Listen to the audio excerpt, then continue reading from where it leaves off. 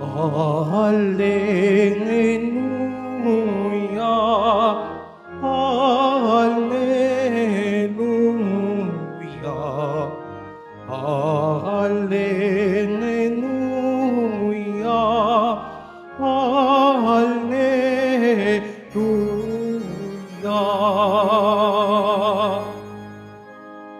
Tayo ay laging magtanod, sapagkat hindi natin talos ang pagbabalik ni Jesus. Hallelujah, Hallelujah, Hallelujah, Hallelujah.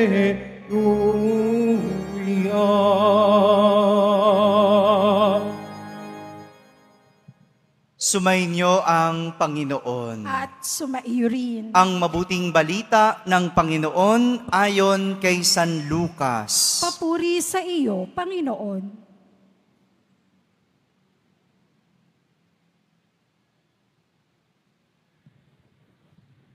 Noong panahong iyon, sinabi ni Jesus sa kanyang mga alagad, "Tandaan ninyo ito, kung alam lamang ng puno ng sambahayan kung anong oras darating ang magnanakaw, hindi niya pababayaang pasukin ang kanyang bahay.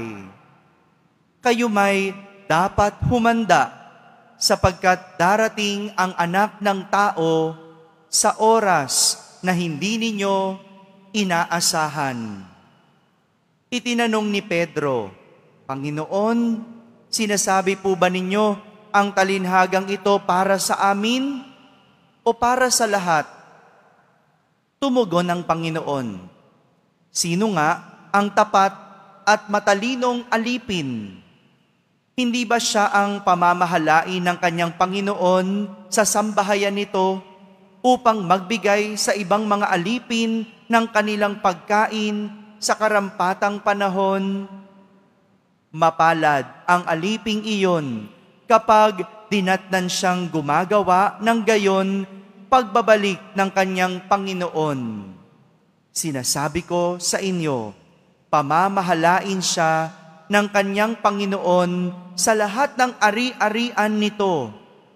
Ngunit kung sabihin sa sarili ng aliping iyon, matatagalan pa bago magbalik ang aking Panginoon, at simulan niyang bugbugin ang ibang aliping lalaki at babae, at kumain, uminom, at maglasing, darating ang Panginoon ng aliping yaon sa araw na hindi niya inaasahan at sa oras na hindi niya alam.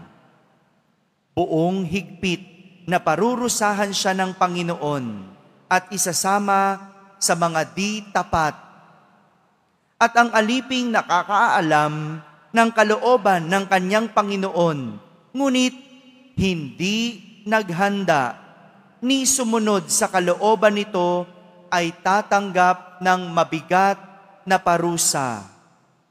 Ngunit ang aliping hindi nakaalam ng kalooban ng kanyang Panginoon at gumawa ng mga bagay na nararapat niyang pagdusahan, ay tatanggap ng maagang o magaang na parusa.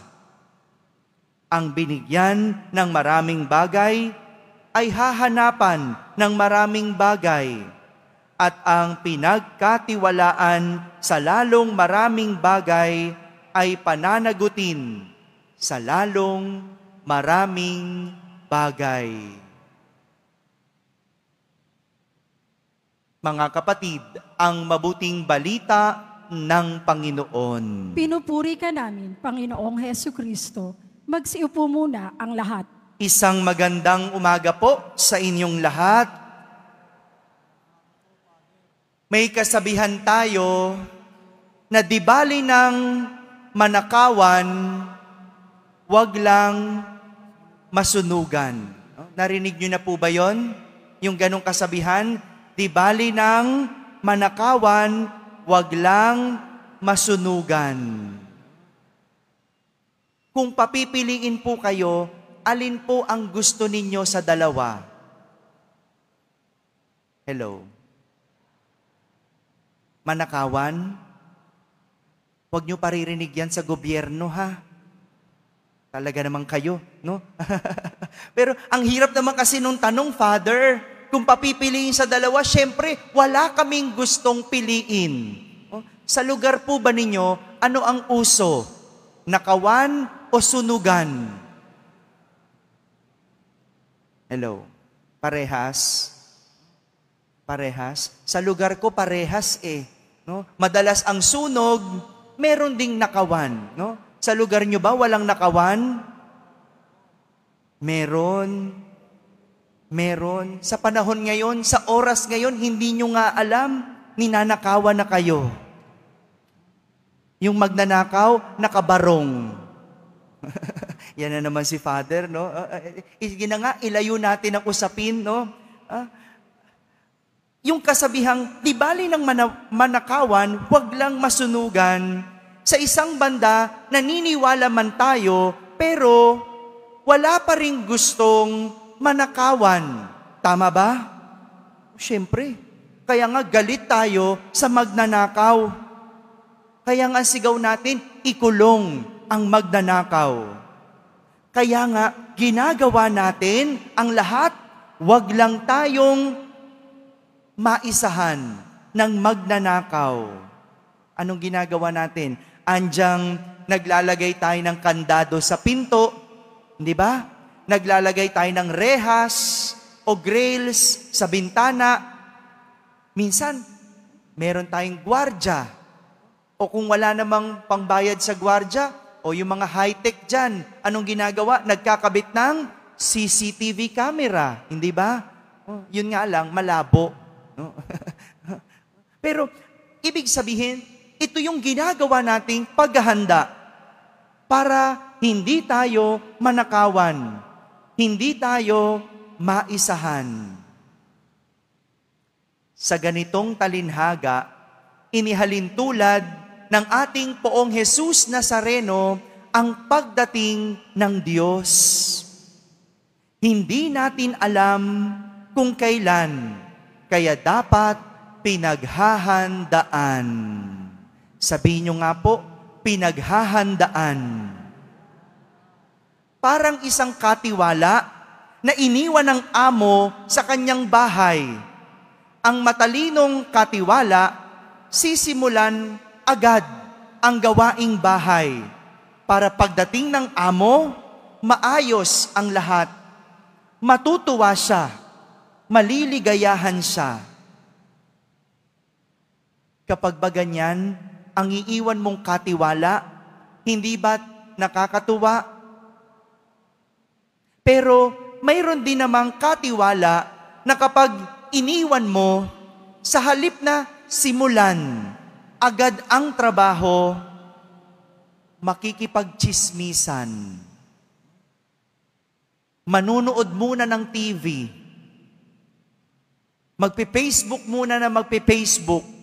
Diba? May mga ganyang mga katiwala no? Yung iniwan mo, pero imbis na magtrabaho, anong ginawa? Nagpasasa. Kapag ganyan ang katiwala mo, ikatutuwa mo ba? Hello? Marami sa atin ang mayroong manana habit. Narinig nyo na po ba yon? Alam nyo bang ibig sabihin ng manana habit? O yung mamaya na habit, no? Yung ugaling pinapaliban muna ang dapat gawin hanggang sa huli, hindi na nagagawa ng maayos. O ang mas nakakalungkot, nagkukumahog para lang matapos. Ganyan ang mga katwiran ng taong mayroong manyana habit. No? Katwiran nila, mahaba pa naman ang panahon. May bukas pa naman. Hindi naman kailangan. O kaya, mas okay, Father, yung nagkukumahog. Kaya sa huli, walang nagagawang maayos. Hindi po ito kaiba kung paano natin tratuhin ang mga pang-araw-araw nating buhay. Yung mga estudyante, hindi nag-aaral. Kaya kapag merong surprise quiz, bagsak. Ano sasabihin? Father, hindi naman sinabi ni ma'am na may quiz pala. Surprise nga hindi ba? Dapat naghanda ka. Dapat nag-aaral ka. O kaya sa trabaho, hindi ba? Kapag nakatalikod ang amo, anong ginagawa? Ayan. Nagchichismisan. Petiks-petiks. Kaya pagdating ng amo, galit.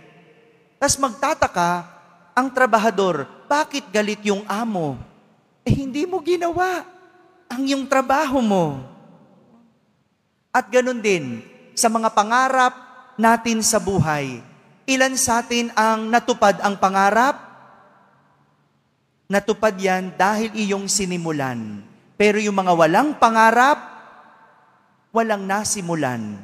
Kaya walang kinahinatnan. Mga kapatid, ito po ang paanyaya sa atin ng ating ebanghelyo sa araw na ito. Gawin ang dapat mong gawin. Kung ikaw ay nakasakit ng tao, anong yung dapat gawin? Humingi ng paumanhin. Hindi yung pinatatagal mo. Tas kung kailan patay na, saka ka iiyak-iyak. Kung meron kang dapat patawarin, patawarin mo na. Huwag mo nang pabigatin yung loob mo. Huwag mo nang intayin na mawala ang mahal sa buhay mo. Magpatawad ka na. Ngunit ang nakakalungkot, yung hindi natin dapat ginagawa, yun ang gusto nating gawin. Hindi ka naman dapat nanloloko, pero nanloloko ka. Hello, sa mga manloloko dyan, itigil mo na. Hindi ka naman dapat talaga nambubudol o nangi-scam. Yan, Pasko na. Malapit ng Pasko, marami ng mga mambubudol. Hindi mo dapat ginagawa yan. Magbagong buhay ka na. At yan ang nakakalungkot sa atin, yung hindi natin dapat ginagawa, yun ang madalas nating ginagawa. Ang paanyaya, itigil mo. Magbagong buhay at gawin ang dapat mong gawin. Mga kapatid, ngayon pa lang, pinapaalalahanan na tayo ni Jesus. Huwag nang ipagpaliban ang pwedeng gawin sa kasalukuyan. Dahil pag nagkataon at dumating ang oras ng pagtutuos, ang titignan at hahanapin sa atin ay kung ang pinagagawa sa atin ay nagawa ng tapos at maayos. Amen.